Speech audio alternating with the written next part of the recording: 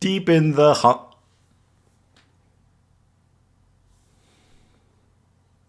100-acre woods, where Christopher Robin gets flayed.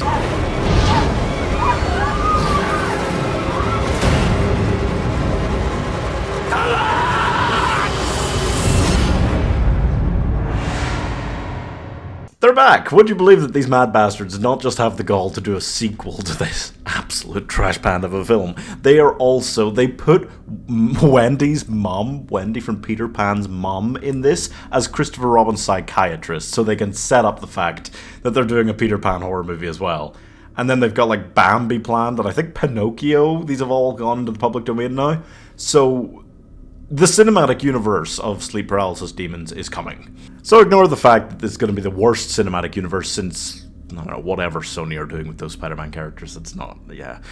So, Christopher Robin, who they had to recast. Even Christopher Robin, the lead in the next movie, couldn't get the guy from the first one to come back. So he's just, I mean, he looks like a budget Logan Lerman now, and he's moved back to the city. His wife is dead. We never mentioned that. The first one started with his wife getting brutally murdered. Nobody mentions it.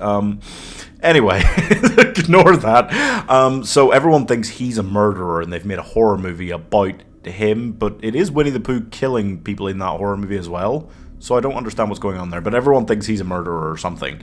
And so his life's not great, except he has managed to finish his medical degree. He's got good family and friends around him who don't necessarily believe him, but are there for him anyway. His life doesn't seem that bad, honestly, but it's going to get worse because Winnie the Pooh, along with Piglet, and now Oil and Tigger, are all going to come into the town and kill more people. I'm not joking, that's the entire plot of the film. So yeah, they've got Pooh and Piglet, they look the same, they're the same vibe as the first one, generally. They talk more in this one. They all talk more in this one. That was a choice. Pooh says it's poohin' time at one point. And Tigger is chasing these women in a nightclub at one point, and he says, "Come here, you fluorescent bitch." So having them talk was a choice, yeah. The designs are also a choice, because Tigger and, my god, Oil especially. Oil looks like a villain out of Scooby-Doo 2 Monsters Unleashed. You know, that, oh my god, they all do. That's the vibe. Pooh and Oil, mostly, for the most part it's them, kill some people. And then, Oil convinces Pooh to go to war with the human world for abandoning them in the woods, in the 100-acre woods. And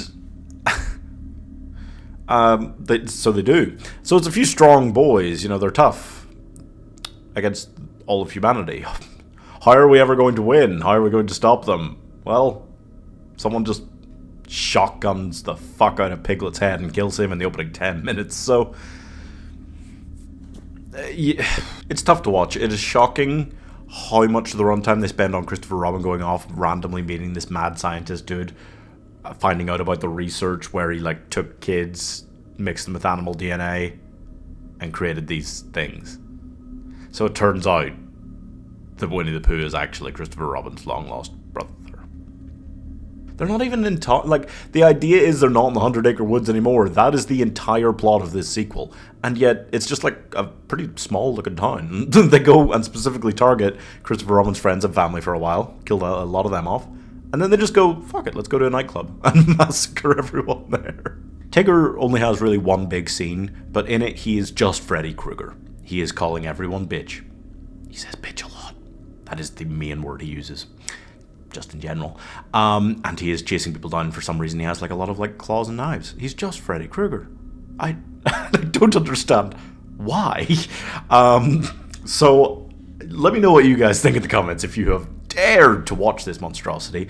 I will keep up with this cinematic universe. I think it's only a few weeks until the Peter Pan one comes out, but I hate everything, and I'm giving It's Poohin' Time 1.5 stars. There was not one drop of honey in this film.